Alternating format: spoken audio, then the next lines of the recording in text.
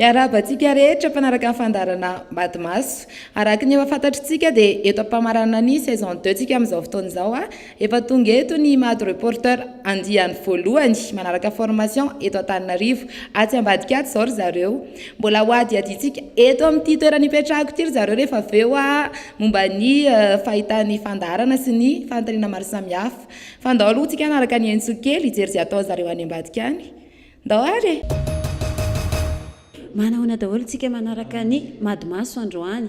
Somary miteny moramora kely zay satria efa tonga ato ny mady reporter avy amin'ny faritra 12 première vague no hitantsika androany. Dao jerentsika vetivety ny formation.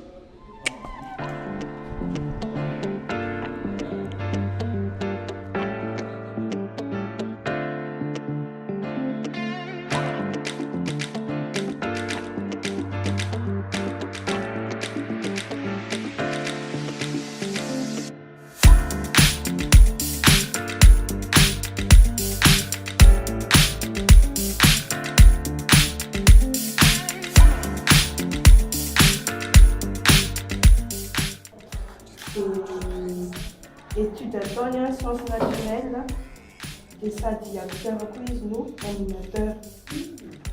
Passion jeux vidéo manao basket Facebook musique.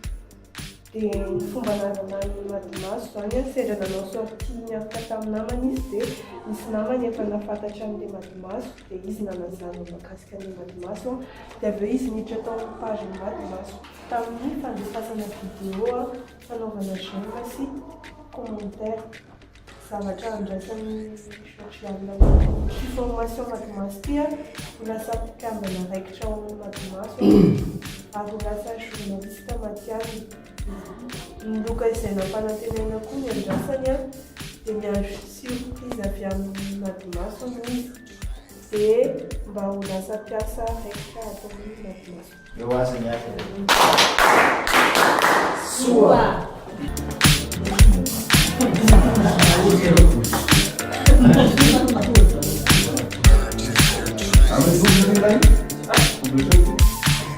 Natonga anazy voafidy io nazoto nandefa vidéo mamaly commentaire tamin'ny FB dia manantenana izy raha vita ty formation ty azo asa madimaso amin'ny solon-tegnany antenina koa izy amin'ny région roatra mangoro.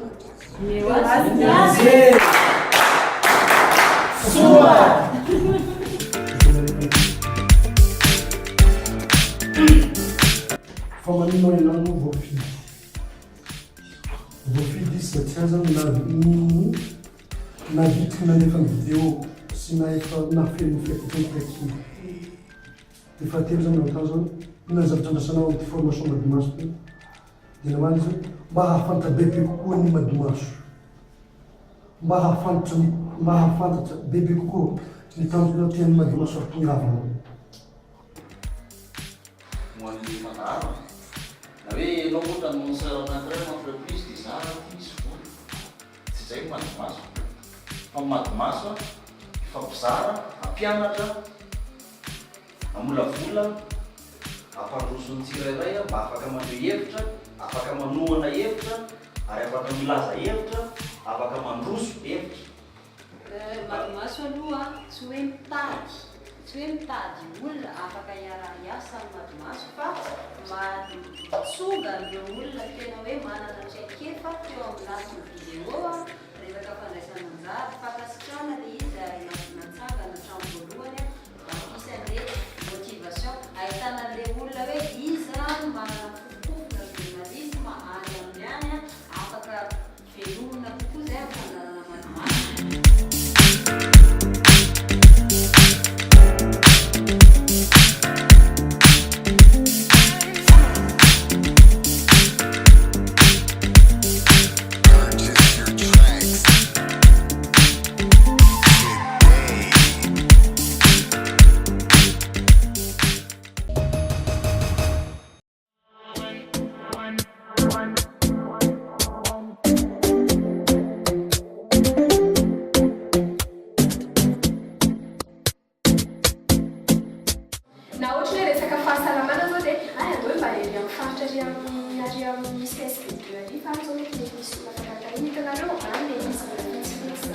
Mentre questa capita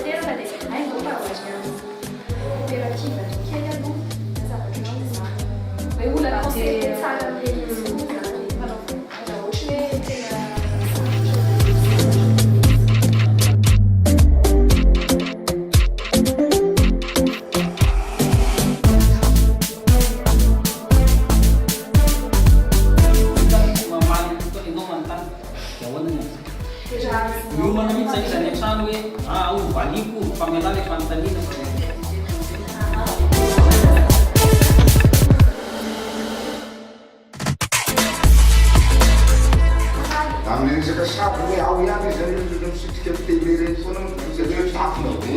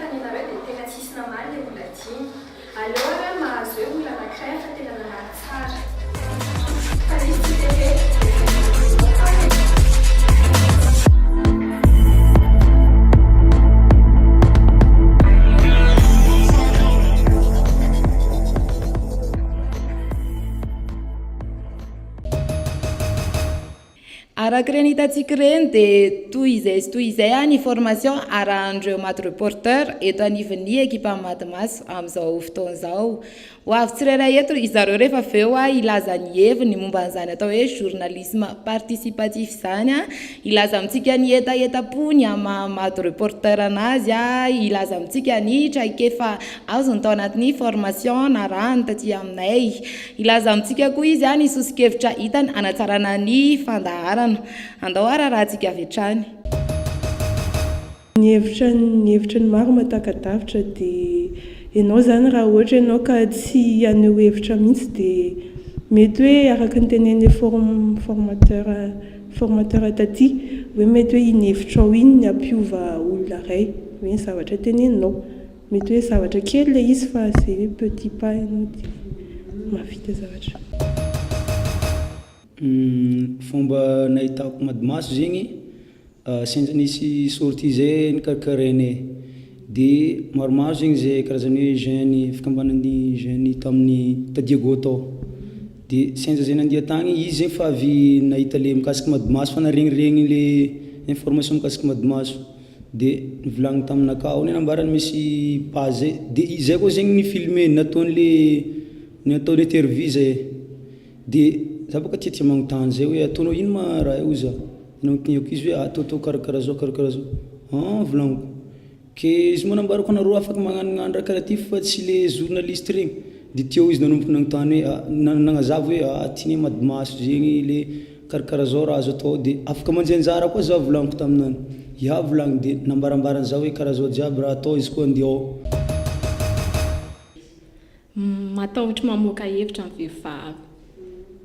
Tsy haiko ino mahatonga androzy matahotra mamoaka hevitra satria mety hoe le tsindry ve sa hoe le fitazahana azy hatramin'izay tsy zaharina namoaka hevitra dia matahotra. Zavatra tena tiako zany le concept madimaso mihitsy le hoe ny eto Madagasikara mihitsy zany hoe mba hanjara brikinao entinao ho fampandrosoanantsika dia hoe mety tsy ho zao zany fiovana hitanao fa mety hoe za manadiady ohatra dia misy hevitra n'olona mivoaka dia ohatra misy olona zao any mihaino an'iny ka hoe miresy lahatra amin'ny zavatra teneniny dia mety efa mba misy zavatra mba miova kely amin'ny zavatra hoe raha tsy nahaino an'izy zany izy dia hafa mihitsy.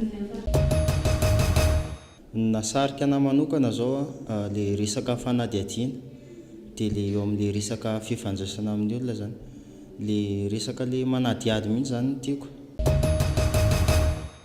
Magnetiny antsika jiaby tanora zay tia magnadiady zegny tianao zegny tanjazanao tianao le malagasy tianao le pray tanjazana aminao ho lasa ho tafita amin'ny fiainana karaha ataonao koa na hoe mba ho lasa ambonimboninao mba anjay anjara amin'le événement amin'ny raha misy karaha ty zegny.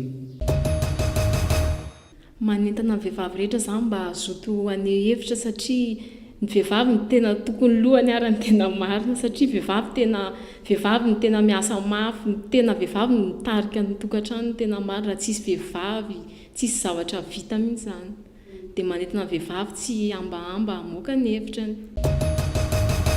Manentana antsika rehetra aloha zany andray anjara amin'ny madimaso satria tsy voatery hoe misy tambo foana ianao vao hanao zavatra fa zao ianao manao an'ilay izy mety zao ny hitanao hoe io fa nisy zavatra tombontsoa azonao be fa any aorianany ianao mahita ny tena hoe efehan'ny zavatra nataonao zany ary le izy tsy hoe rehefa ohatra hoe ny olona amin'izao manko ny ohatra hoe vao tsisy resa-bola dia tsy hanao mihitsy ianao nefa tsy dia hoe resa-bola zany hoe hanaovanao zavatra fa hoe mba hampitombo ny expérience anao koa zava-dehibe zay na eo amin'ny sehatry ny asa arany.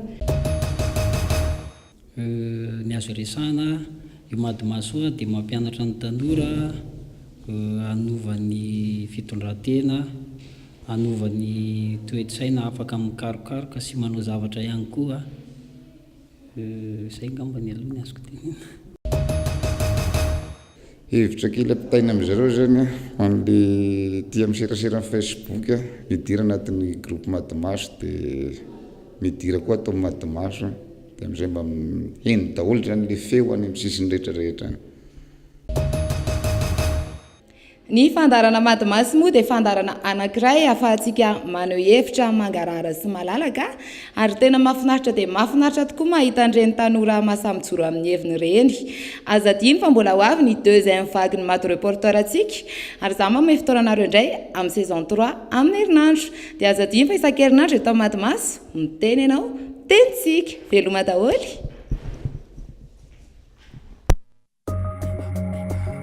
Araho isaky ny alatsinainy, ny alarobia, ny zoma ary ny asabotsy ny fandarana madimaso.